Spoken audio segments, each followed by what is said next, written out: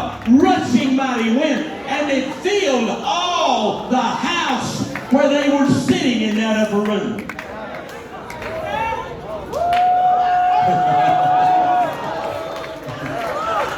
Now hold on to that sound for just a little bit. Sound of a rushing mighty wind, and it filled all the house. And what next?